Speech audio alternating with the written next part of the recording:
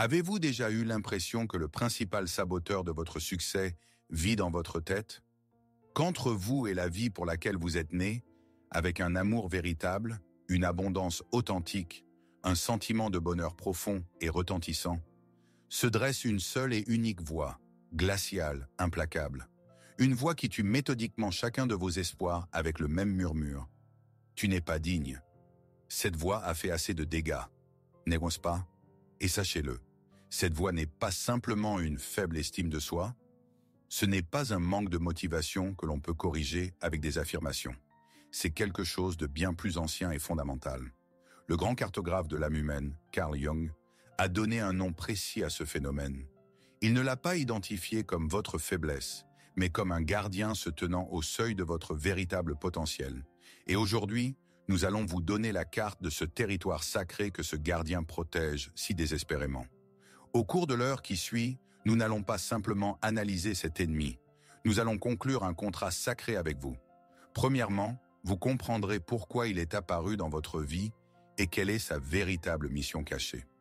Deuxièmement, vous découvrirez quel trésor précis il vous empêche d'atteindre. Et troisièmement, vous recevrez une clé, une méthode pratique qui vous permettra de détruire son pouvoir sur vous. Pas en des années de thérapie, mais en commençant le travail ici même, en 10 minutes. Si vous êtes ici, c'est que le moment est venu. Ce n'est pas un hasard. Notre plongée au cœur de votre véritable force commence. Maintenant, parlons de cette voix, pour de vrai, car elle ne vient pas lorsque vous êtes faible et brisé. Au contraire, elle vient dans les moments de votre grandeur potentielle, dans ces secondes même où votre âme se prépare à faire un pas hors de sa vieille cage, juste avant ce rendez-vous qui pourrait tout changer. Un instant avant que vous ne vous décidiez à demander cette augmentation que vous méritez depuis longtemps. Dans cette fraction de seconde où vous vous regardez dans le miroir et, ô miracle, vous vous voyez un instant beau, fort, heureux. C'est précisément à ce moment-là qu'il frappe. Ce n'est pas une simple critique. C'est un meurtre froid, méthodique, d'une précision chirurgicale, de l'espoir. Il ne crie pas. Un cri pourrait être reconnu comme quelque chose d'étranger, d'hostile. Non. Son arme est le murmure. Un murmure glacial, raisonnable, presque bienveillant, qui ressemble tellement à votre propre voix de la raison. Il connaît vos peurs les plus profondes, car il était là quand elles sont nées. Il se souvient de chacune de vos humiliations, de chaque erreur, de chaque rejet, et il les étale devant vous comme un chirurgien étale ses instruments avant une opération. Il connaît vos rêves les plus secrets, non pas pour les soutenir, mais pour les empoisonner à la racine, en vous chuchotant le mensonge le plus destructeur de l'univers. N'essaie même pas, tu sais comment ça va finir. Et la première chose, la plus importante, que vous devez savoir à cette seconde même, vous n'êtes pas seul dans cette bataille. Ce murmure silencieux et venimeux résonne dans la tête des personnes les plus brillantes, les plus prospères, les plus aimées de cette planète. Ce n'est pas votre défaut personnel. C'est une partie universelle de l'expérience humaine, une guerre secrète que mène quiconque ose désirer plus.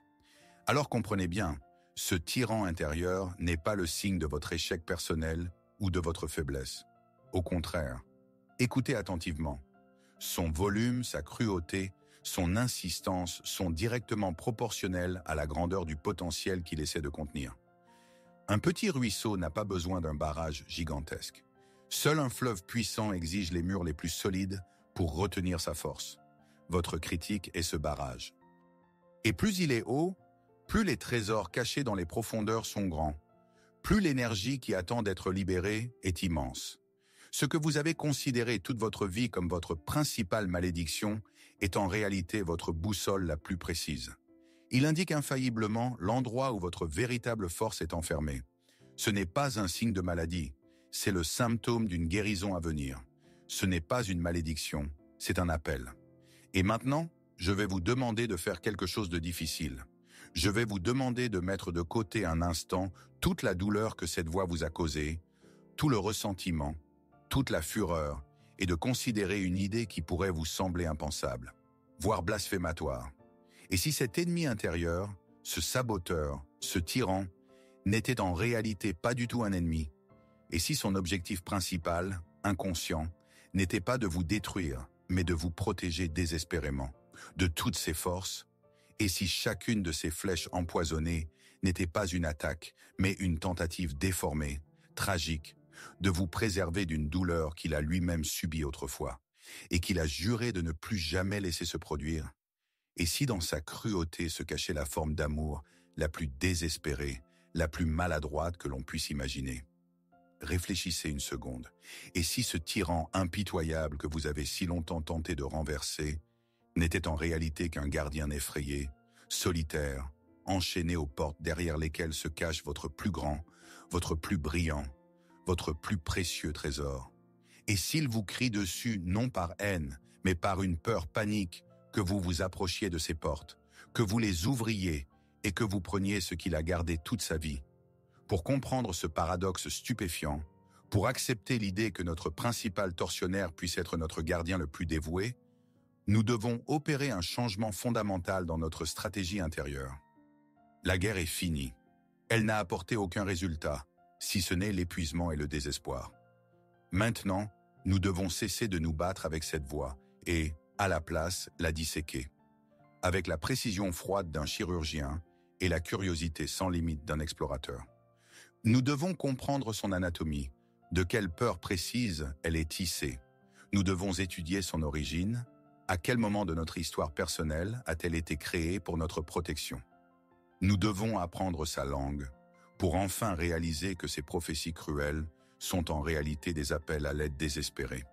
Et pour commencer cette opération chirurgicale sur notre propre âme, nous devrons d'abord détruire les trois principaux, les trois mythes fondamentaux qui nourrissent sa force et font de nous ses esclaves inconscients.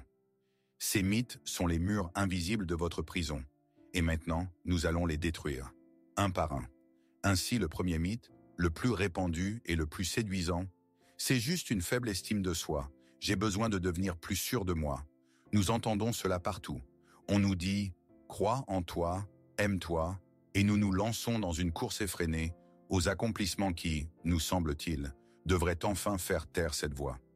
Nous essayons de construire un édifice de confiance avec les briques des succès extérieurs.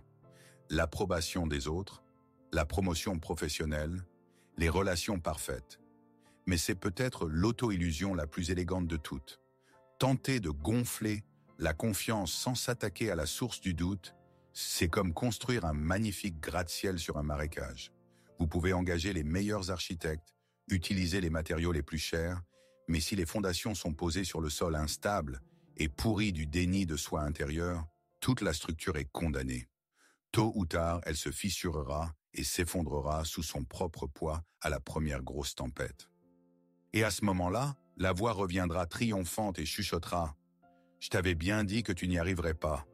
Le problème n'est pas le manque de confiance.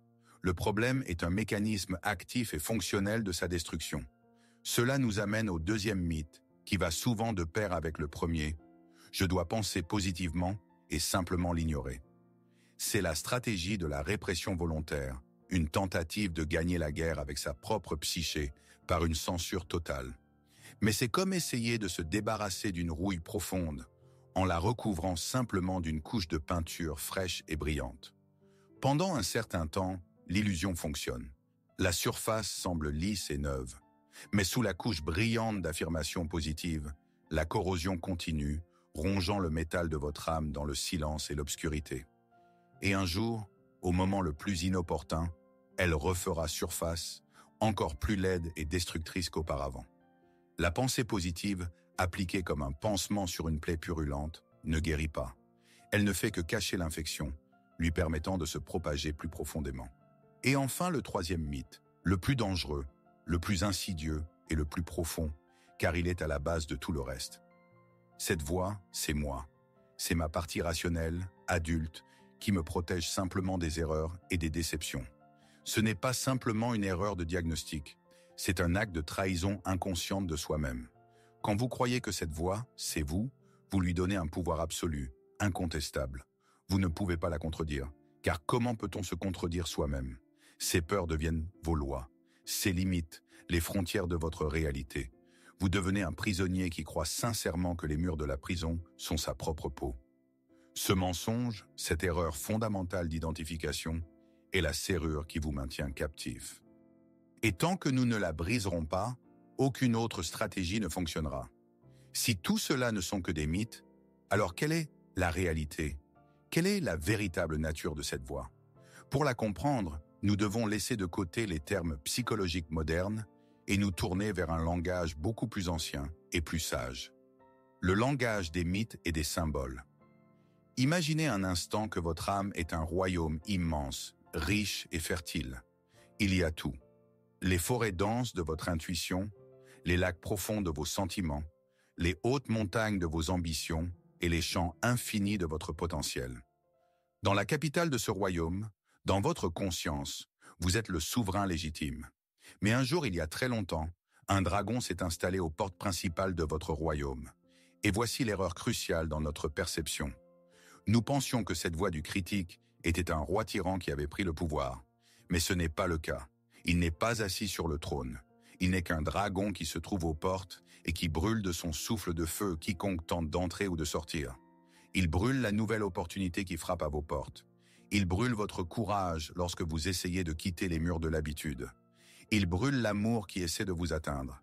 Et il brûle votre propre amour lorsque vous essayez de l'exprimer. Et vous, en tant que souverain, avez passé des années, peut-être des décennies, dans une lutte désespérée et vaine contre ce monstre. Vous lui avez lancé les lances de la pensée positive.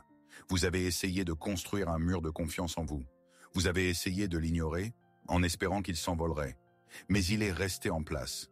Et dans cette bataille sans fin, vous ne vous êtes pas posé la question principale, la seule qui compte. Mais bon sang, qu'est-ce qu'il garde? Comprenez bien, votre véritable douleur n'est pas le dragon lui-même. Votre douleur, c'est la vie dans un royaume assiégé. C'est la fin de l'âme, coupée du monde. C'est la nostalgie des possibilités non réalisées. C'est la grisaille et la routine à l'intérieur des murs, tandis qu'à l'extérieur, la vie fait rage. Le dragon n'est qu'un symptôme. Son souffle de feu, sa fureur, sa présence même, sont le signe le plus sûr qu'à l'intérieur des murs de votre royaume, dans la principale salle du trésor, se trouve quelque chose de si précieux, de si vital, de si éclatant, qu'il a fallu pour sa protection le gardien le plus puissant que votre psyché ait pu créer. Aucun dragon ne garderait une grotte vide. Cette métaphore n'est pas juste une belle histoire. C'est un outil de diagnostic précis. Et maintenant, je veux vous demander de l'utiliser. Pas seulement écouter, mais travailler. Je vais vous demander de faire une pause. Pas une pause mentale, mais une vraie. De ressentir vraiment. Pas seulement de penser. Souvenez-vous des 3 dernières fois où ce dragon a soufflé sur vous son feu de doute et de peur. Les 3 derniers épisodes où cette voix a été particulièrement forte et cruelle. C'était peut-être ce matin, peut-être la semaine dernière. Retournez à ce moment. Qu'alliez-vous faire? Quelle action aviez-vous l'intention d'entreprendre une seconde avant son attaque? Peut-être vouliez-vous appeler une personne qui vous est chère et montrer votre vulnérabilité? Peut-être avez-vous ouvert un document vierge pour commencer à écrire un livre ou un business plan. Peut-être étiez-vous devant le miroir, vous préparant pour un entretien, et pensiez-vous à demander le salaire que vous méritez vraiment? Peut-être vouliez-vous dire non à ce qui vous détruit ou dire oui à ce qui vous fait peur, mais vous attire. Remarquez, il n'apparaît presque jamais lorsque vous êtes dans une routine sans danger. Laver la vaisselle, conduire sur un trajet habituel, regarder une série. Il ne se réveille que dans une seule et unique situation. Lorsque vous êtes sur le point d'étendre votre royaume. Lorsque vous vous apprêtez à faire un pas dans l'inconnu pour rendre votre vie plus grande, plus lumineuse, plus vraie. Et maintenant, la partie la plus importante. Je suis sérieux. Mettez cette vidéo en pause et notez ces 3 situations, sur papier ou dans votre téléphone. Ne vous contentez pas d'y penser, fixez-les. Situation 1. Je voulais publier mon dessin sur les réseaux sociaux. La voix a dit « C'est nul, on va se moquer de toi ». Situation 2. Situation 3. Faites-le maintenant. Ce que vous venez de noter n'est pas une liste de vos échecs. Ce n'est pas la preuve de votre faiblesse. Ce sont les 3 premières coordonnées sur la carte menant à votre trésor. Ce sont les 3 endroits où votre dragon gardien s'est manifesté le plus violemment. Cela signifie que c'est précisément là qu'il garde quelque chose d'incroyablement précieux. Et ce schéma que vous venez de découvrir n'est pas un hasard, Les moments où votre dragon se réveille ne sont pas des attaques chaotiques. Ce sont des réactions précises et prévisibles du système de sécurité de votre psyché. Et le plus grand cartographe de l'âme du XXe siècle, l'homme qui est descendu dans ses profondeurs plus loin que quiconque avant lui, a donné à ce phénomène un nom qui explique parfaitement sa nature paradoxale et double. Ce dragon, ce gardien, cet ennemi intérieur. Carl Jung l'a appelé l'ombre. Et ici, nous devons être extrêmement précis.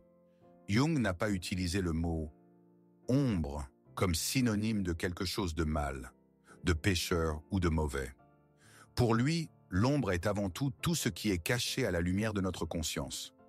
L'ombre est tout ce que nous aurions pu être potentiellement, mais qu'on nous a interdit d'être au cours de notre éducation et de notre socialisation. C'est un immense coffre verrouillé dans la cave de notre âme, où nous avons jeté tout au long de notre vie les parties gênantes de nous-mêmes. Là se trouve notre saine agressivité non exprimée, qu'on nous a interdit de manifester en nous disant « Sois un gentil garçon ». Là languit notre passion primitive et sauvage, qu'on nous a ordonné de réprimer pour être une fille convenable. Là se cache notre génie non réalisé, nos rêves les plus audacieux, qui ont été ridiculisés comme irréalistes et comme stupides. L'ombre est le dépositaire de notre force rejetée. Et voici le point clé qui change tout. Le critique intérieur n'est pas l'ombre elle-même. Ce n'est pas ce potentiel puissant et plein de vie qui est enfermé dans la cave. Non. Le critique intérieur n'est que le chien de garde que notre moi conscient, notre ego, a placé à la porte de cette cave. L'ego a une peur panique de cette force débridée et irrationnelle qui vit dans l'ombre. Il craint que si cette force s'échappe, elle ne détruise l'ordre établi, notre masque social, notre réputation.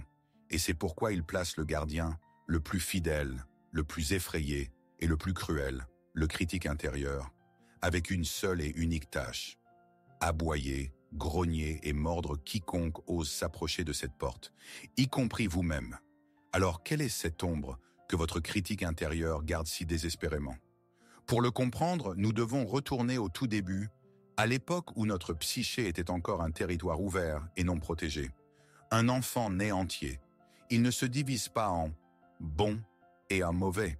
Il est une manifestation totale de la vie. Il crie quand il a mal, rit quand il est heureux, se met en colère quand ses limites sont violées, exige quand il veut quelque chose. Mais ensuite, il rencontre le monde, les parents, les éducateurs, la société, et commence le grand processus de socialisation qui est en même temps le grand processus de scission. Pour obtenir l'amour, la sécurité et l'acceptation, l'enfant doit s'adapter. Il commence à apprendre les règles du jeu, et chaque règle crée une nouvelle entrée dans le livre des exilés. Chaque fois qu'on lui disait « Ne te mets pas en colère », les gentils garçons ne se mettent pas en colère. Il prenait l'énergie vivante et vibrante de sa saine agressivité et la jetait dans la cave sombre de sa psyché. Chaque fois qu'on lui chuchotait « Ne sois pas égoïste, tu dois partager », elle coupait en elle la capacité vitale de prendre soin de ses propres besoins et l'envoyait au même endroit. Sois arrangeant, ne te fais pas remarquer, ne sois pas trop bruyante, ne sois pas trop sensible. Avec chaque message de ce type, nous prenions une autre partie vivante et authentique de nous-mêmes et l'enfermions dans l'ombre. Mais voici une loi fondamentale de la psychologie. L'énergie ne disparaît pas. Elle ne peut pas simplement s'évaporer. Enfermée dans la cave, elle s'accumule, se densifie, fermente. Et avec le temps, dans cette obscurité, grandit un être puissant, sauvage, mais absolument authentique, notre ombre. Et que contient-elle? Oui, il y a notre colère refoulée, notre envie, notre cupidité, tout ce qui était socialement inacceptable. Mais ce n'est que la moitié de la vérité, car avec ses qualités négatives, nous y avons aussi jeté une grande partie de notre force. Notre puissance primitive et instinctive a été jugée trop agressive. Notre créativité sans limite, trop irréaliste. Notre sexualité profonde et pure, trop honteuse. Notre capacité à dire non et à défendre nos limites, trop égoïste. L'ombre n'est pas une décharge. C'est une caverne de dragons, pleine de trésors que nous avons jugés trop dangereux à posséder. Et c'est là que le critique entre en scène. Il n'est pas un habitant de la cave. C'est le geôlier que notre moi conscient, notre masque social, que Jung appelait la persona, a mis de garde. Notre persona est notre carte de visite convenable, le rôle que nous jouons dans la société. Et elle a une peur panique qu'un jour la porte de la cave s'ouvre et que ces énergies sauvages et incontrôlables s'échappent, détruisant notre image soigneusement construite de bonne personne. Le critique est la peur personnifiée de notre persona.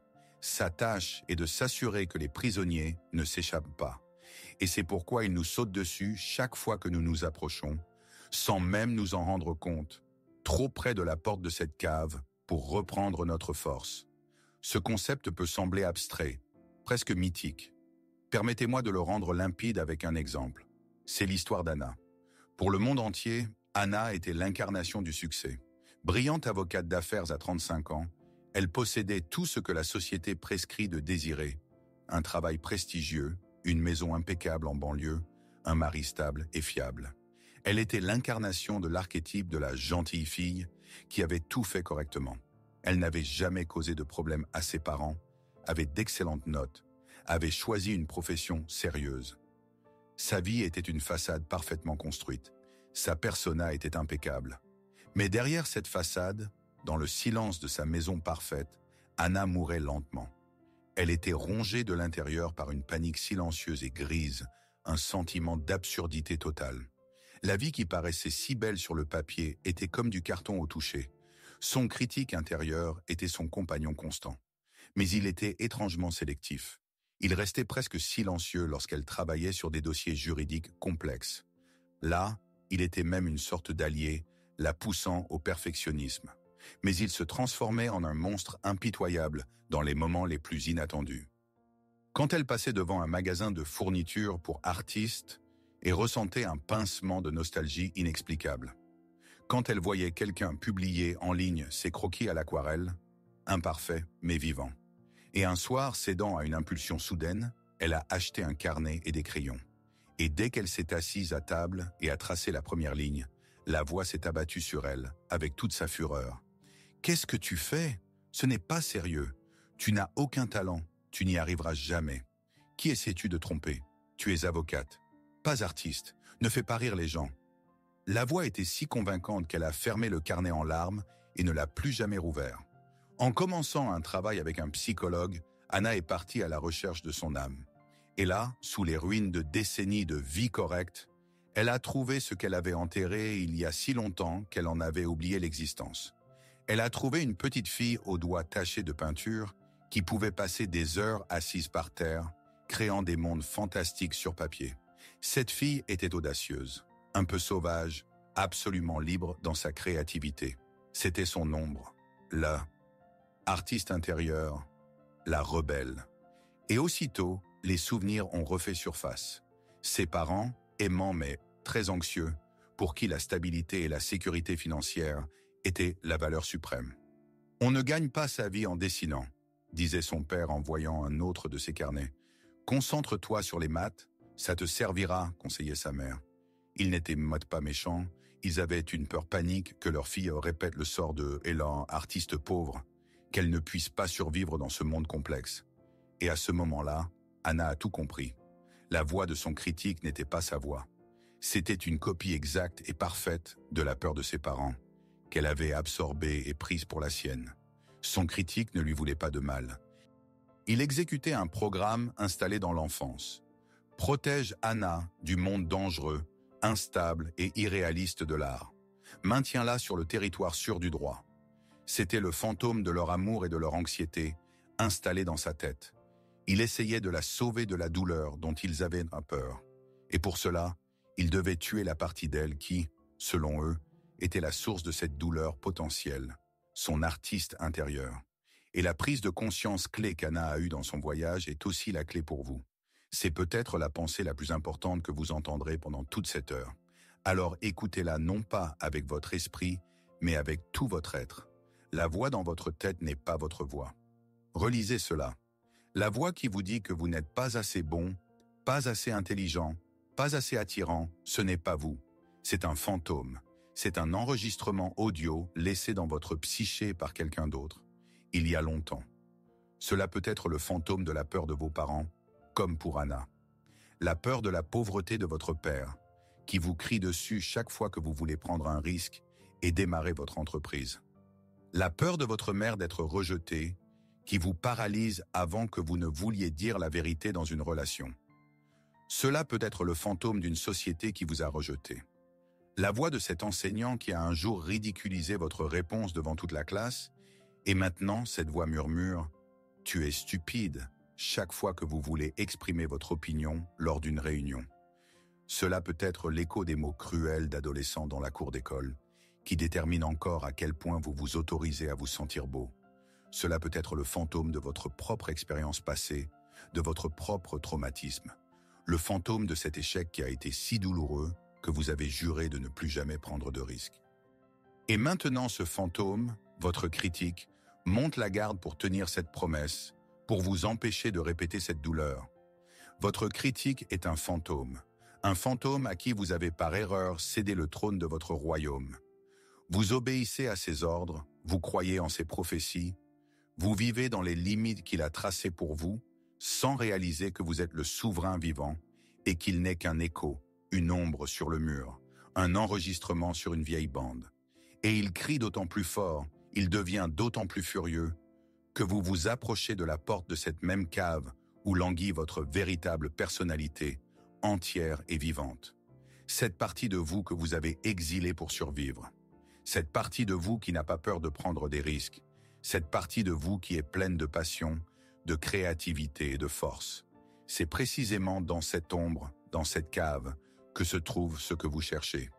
L'amour véritable est impossible tant que vous cachez la moitié de vous-même dans l'obscurité. L'abondance véritable est impossible tant que votre saine agressivité et votre courage sont enfermés. Le bonheur véritable est impossible tant que vous vivez la vie d'un fantôme et non la vôtre. Votre critique crie parce que vous êtes sur le point de rentrer chez vous, à vous-même. Et il a une peur panique que vous réalisiez enfin qu'il n'a aucun pouvoir réel. Et pour transformer ce fantôme d'un démon puissant et sans nom en un phénomène compréhensible et concret, nous devons lui arracher son masque. Nous devons lui donner un nom et un visage. Pour cela, je vais vous poser une deuxième question, encore plus profonde. Et je vous demanderai à nouveau non pas de simplement penser, mais de ressentir la réponse. Si votre critique intérieure était une personne réelle, vivante ou du passé, à qui ressemblerait-il? Prenez une inspiration. Fermez les yeux si c'est plus confortable pour vous. Quelle voix précise résonne dans votre tête dans les moments de doute? Quel ton entendez-vous dans son murmure venimeux? Quelle déception ou anxiété ressentez-vous dans ces mots? Est-ce votre père strict et exigeant, pour qui vous n'étiez jamais assez bon? Votre mère anxieuse qui voyait un danger dans chacun de vos pas audacieux? Ce même enseignant qui vous a publiquement humilié et a semé le doute sur vos capacités? Peut-être est-ce la voix d'un ancien partenaire qui a détruit votre estime de vous pour garder le contrôle? Ne vous pressez pas. Laissez l'image apparaître. Vous la reconnaîtrez. Votre corps la reconnaîtra avant votre esprit. Et maintenant que vous voyez ce visage, nous devons poser la question principale. La question qui transforme le poison en remède. De quelle douleur précise cette personne, cette voix, essaie-t-elle désespérément de vous protéger? Ne demandez pas pourquoi elle vous attaque. Demandez de quoi elle vous sauve, selon sa propre vision du monde, déformée. Vous protège-t-elle de la douleur écrasante de l'échec qu'elle a elle-même vécu, de l'horreur glaciale du rejet, de la honte humiliante de la pauvreté, de la blessure profonde et insupportable de la solitude? Chaque critique est le gardien d'une vieille douleur. Trouvez cette douleur. Et maintenant, je vous invite à faire quelque chose de très courageux. Pas pour moi. Pour vous et pour les centaines d'autres personnes qui regardent cette vidéo en ce moment. Je vous invite à aller dans la section des commentaires et à consigner votre découverte. Mais je vous demande de le faire sous une forme spéciale et sûre. Pas besoin de confession. Pas besoin de partager des détails traumatisants. Partagez seulement l'essence, la formule de votre découverte. Par exemple, mon critique est la voix de mon père, me protégeant de la douleur d'être un raté. Ou mon critique est mon institutrice, me protégeant de la honte de l'erreur publique. Ou mon critique est la peur de ma mère, me protégeant du danger d'être vu et rejeté.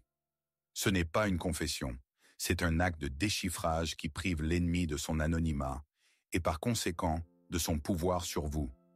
Lorsque vous lui donnez un nom et définissez son mobile, il cesse d'être une divinité toute puissante et devient un mécanisme compréhensible et prévisible. Quand vous aurez fait cela, lisez quelques autres commentaires et vous assisterez à un miracle. Vous verrez que votre bataille la plus honteuse, la plus personnelle, est en réalité universelle. Vous vous verrez dans les histoires des autres. Et à ce moment de reconnaissance collective, le mur de votre solitude s'effondrera. Nous ne sommes pas ici de simples spectateurs. Nous sommes une communauté d'explorateurs qui, ensemble, déchiffrent le code de leur âme. Votre découverte est une clé non seulement pour vous, mais aussi pour quelqu'un d'autre. Partagez-la. Tout ce que nous avons fait jusqu'à présent, la déconstruction des mythes, l'identification du fantôme, le déchiffrage de ses motivations, nous amène au changement principal, fondamental, dans la stratégie même de la vie. C'est le point où l'analyse se transforme en sagesse. Alors, nous arrêtons de nous battre. Prenez conscience de toute la profondeur de cette décision. La guerre contre soi-même est la seule guerre qu'il est impossible de gagner. Chaque attaque que vous lancez contre le critique est une attaque contre la partie de vous qu'il protège. Chacune de ces contre-attaques est un coup porté à votre « moi » conscient. C'est une guerre civile sans fin au sein d'un même royaume qui n'apporte que des ruines, de l'épuisement et du désespoir. Le vainqueur de cette guerre ne gagne rien d'autre que la terre dévastée de sa propre âme. C'est pourquoi nous cessons les hostilités. Tout de suite, nous déposons les armes et à la place, nous commençons à écouter. Non pas avec la soumission d'une victime, mais avec l'attention extrême d'un cryptographe qui sait que dans cet ensemble chaotique de symboles se cache un message d'une importance incroyable.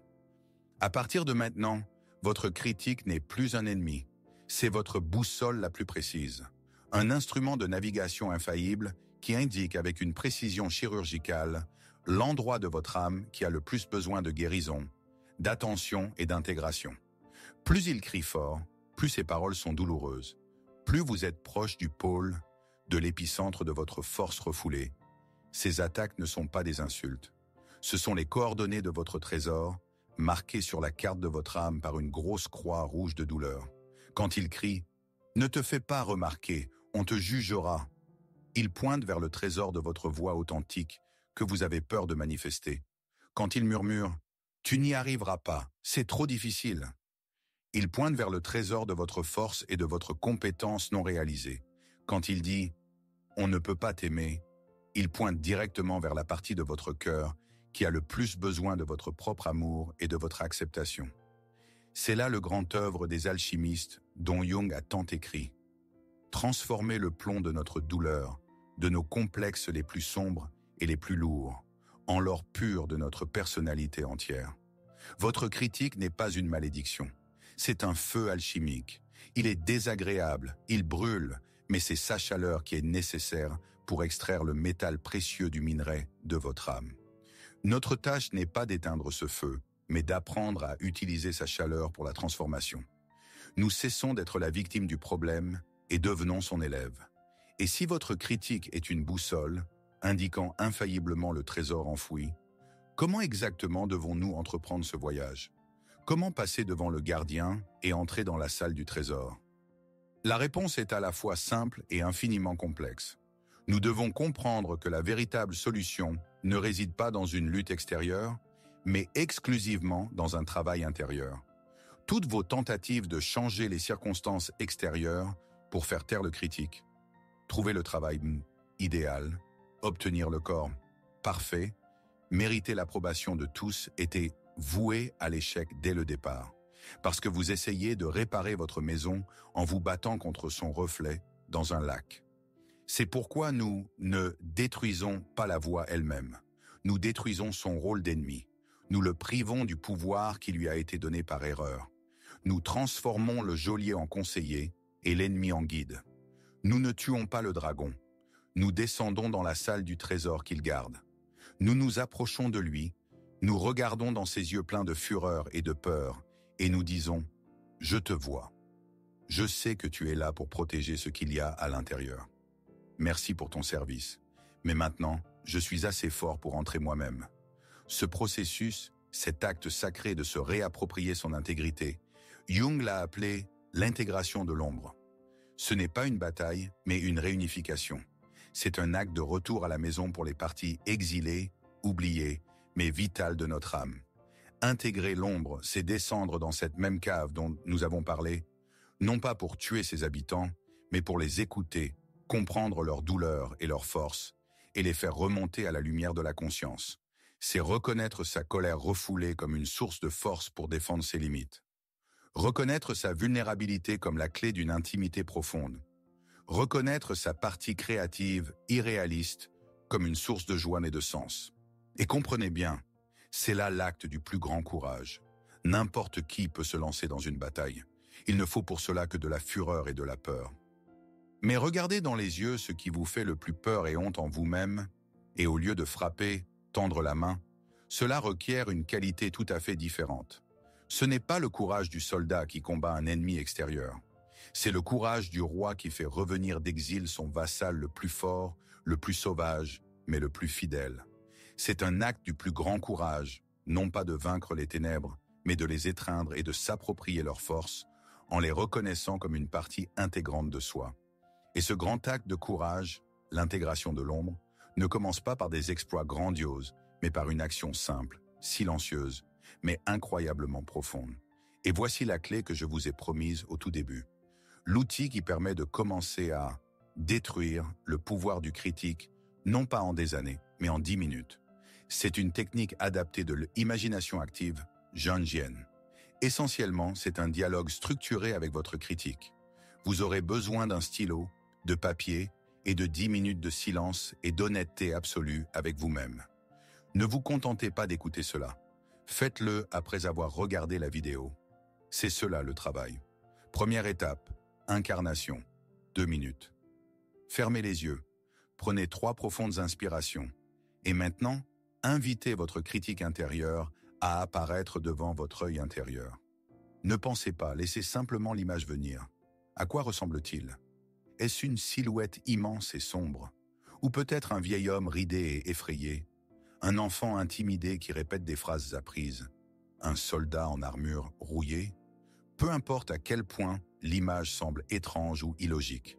Fixez-la simplement. Donnez-lui une forme, une couleur, une texture. C'est la première étape pour le séparer de vous. Deuxième étape, dialogue 5 minutes. Maintenant, ouvrez les yeux. Prenez un stylo et sur une feuille de papier vierge, écrivez-lui une courte lettre. Commencez précisément par ces mots.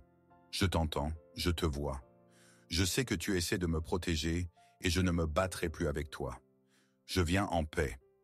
Dis-moi de quoi as-tu peur en réalité? De quelle douleur précise essaies-tu de me préserver? Et maintenant, la partie la plus importante. Prenez le stylo dans votre main maladroite, non dominante, et laissez-le répondre. Écrire de l'autre main est une vieille astuce psychologique pour contourner votre censeur intérieur, votre ego conscient. Ne pensez pas, n'analysez pas, ne corrigez pas. Laissez simplement les mots couler sur le papier, aussi maladroits, enfantins ou étranges soient-ils. Vous serez étonné de ce qui en sortira. Peut-être écrira-t-il « J'ai peur qu'on nous rejette » ou « J'ai peur que nous revivions cette humiliation ». Écrivez simplement jusqu'à ce que vous sentiez que la réponse est obtenue. Troisième étape, gratitude et clôture, 3 minutes. Lisez sa réponse. Et maintenant, de nouveau avec votre main habituelle, écrivez-lui un dernier message. Terminez le dialogue par de la gratitude. Non pas pour la douleur qu'il a causée, mais pour son intention initiale, bien que déformée, de vous protéger. Écrivez « Merci de m'avoir montré où se trouve ma douleur et où est cachée ma force. J'ai entendu ta peur. Ton service est terminé. Maintenant, ce travail de guérison et de protection, je le prends en charge. » Que fait cette pratique de 10 minutes? Elle accomplit une révolution. Elle met fin à une guerre civile de plusieurs années par un simple acte, l'acte d'écoute. Vous cessez d'être la victime de la voix et devenez un explorateur calme et sage de votre propre âme. Vous changez toute la dynamique du pouvoir.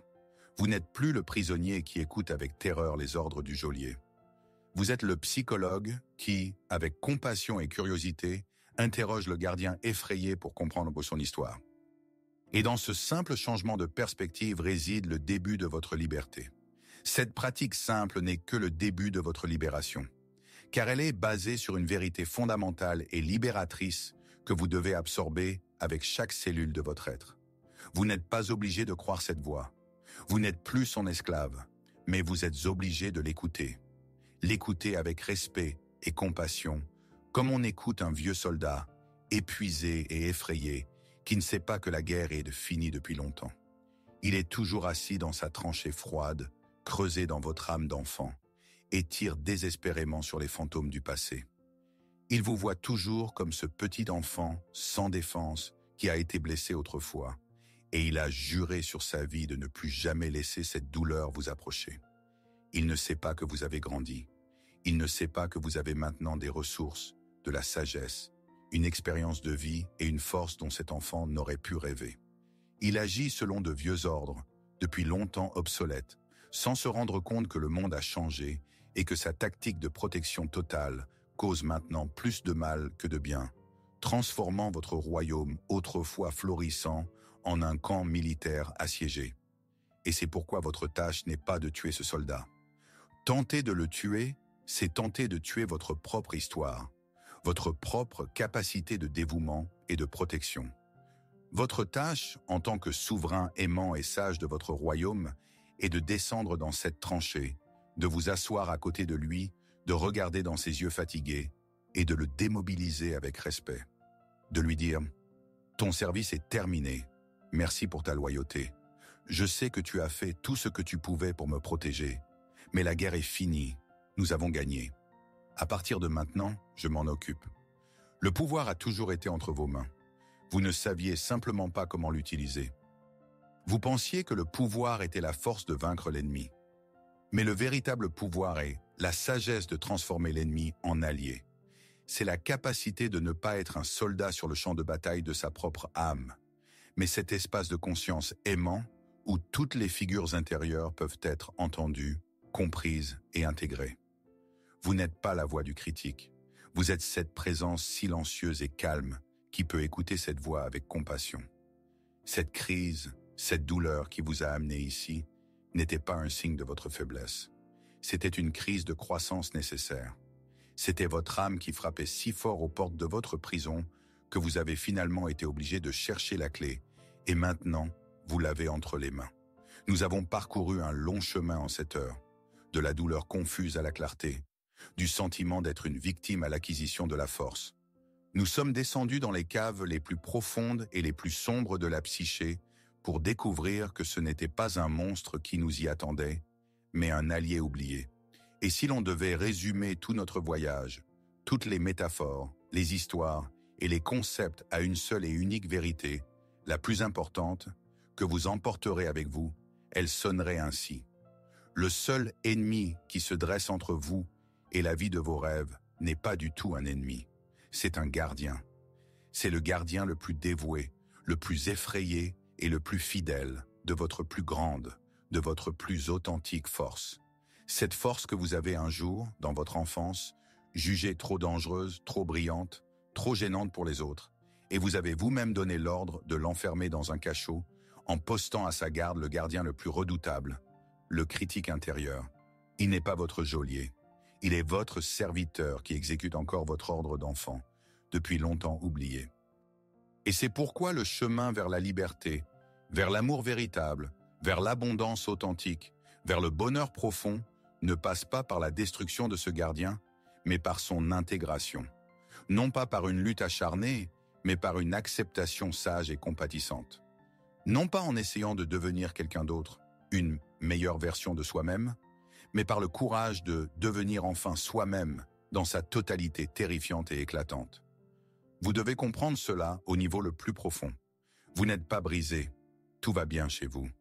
Vous avez simplement vécu trop longtemps à moitié, utilisant la moitié de votre énergie pour vous protéger de votre propre grandeur. Vous n'étiez pas faible, vous étiez trop fort et cela vous a effrayé. Votre tâche maintenant n'est pas de chercher la force, mais simplement de cesser de la retenir.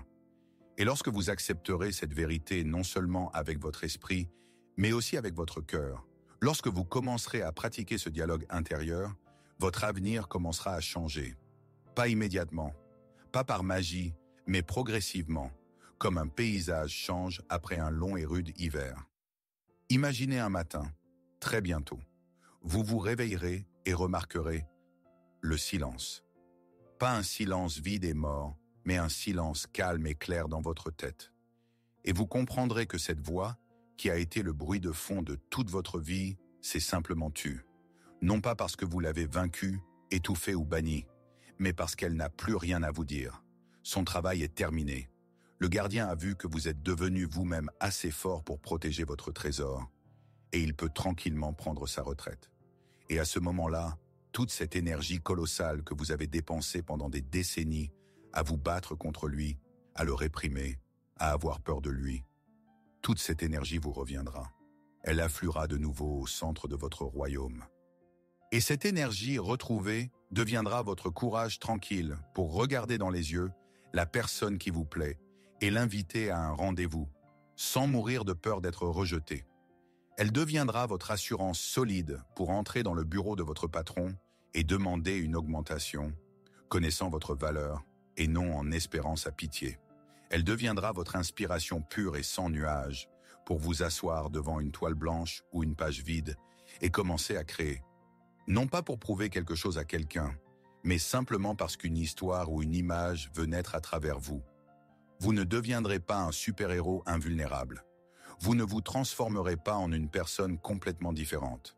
Il se produira quelque chose de bien plus profond et merveilleux. Vous deviendrez enfin, pour la première fois depuis de longues années, vous-même, en pleine stature, sans avoir besoin de vous excuser pour votre force ou de cacher votre lumière. Vous rentrerez simplement à la maison, et ce chemin du retour, vous ne le commencez pas seul. Avant de terminer, je veux vous remercier. Merci d'avoir parcouru ce chemin jusqu'au bout. Merci pour votre confiance et pour le courage intérieur qu'il faut pour simplement s'asseoir et regarder ses propres ombres en face, sans se détourner. Ce fut un travail profond et difficile, même s'il ne s'est déroulé que dans le silence de votre conscience. Le simple fait que vous soyez ici, à cette dernière étape de notre voyage d'1 heure, en dit plus sur vous que vous ne le pensez. Des millions de personnes continuent de faire défiler leur écran à la recherche de dopamine rapide et de réponses simples. Vous êtes resté. Ce n'est pas un signe de simple curiosité. C'est le signe d'une profonde disposition intérieure au changement.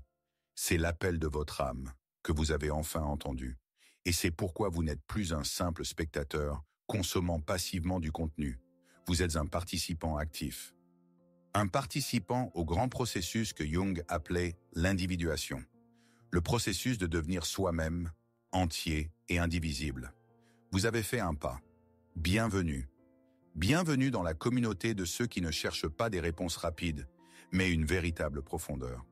De ceux qui sont prêts à aller dans l'obscurité pour trouver leur propre lumière, unique. Vous êtes parmi les vôtres. Si ce voyage au plus profond de vous-même a été précieux pour vous, si vous avez senti qu'ici on parle le langage de votre âme, alors abonnez-vous à la chaîne pour que nous puissions continuer ce chemin ensemble. Ce n'est pas juste un abonnement, c'est votre intention de poursuivre l'exploration.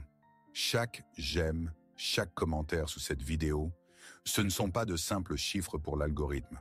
C'est un signal à l'univers que ce travail profond et honnête est important. C'est un phare pour des centaines d'autres chercheurs qui, en ce moment même, comme vous autrefois, errent dans l'obscurité et ont désespérément besoin d'une carte. Votre soutien rend cette lumière plus brillante. Mais le plus important, la chose la plus essentielle que vous puissiez faire maintenant, c'est autre chose. S'il vous plaît, ne fermez pas cette vidéo simplement pour retourner à votre ancienne vie, à vos anciens schémas, à votre ancien dialogue intérieur. Ne laissez pas cette heure devenir juste un concept intellectuel intéressant. Transformez-la en action. Faites ce que vous vous êtes promis. Prenez un stylo et du papier. Trouvez un endroit calme. Accordez-vous ces 10 minutes. Commencez le dialogue avec votre gardien. C'est le premier pas, le plus important, sur le chemin du retour. Votre vraie vie, pleine de cet amour, de cette abondance et de ce bonheur dont nous avons parlé, elle n'est pas quelque part dans un futur lointain. Elle vous attend ici même, en ce moment, de l'autre côté de votre plus grande peur. Le chemin est ouvert.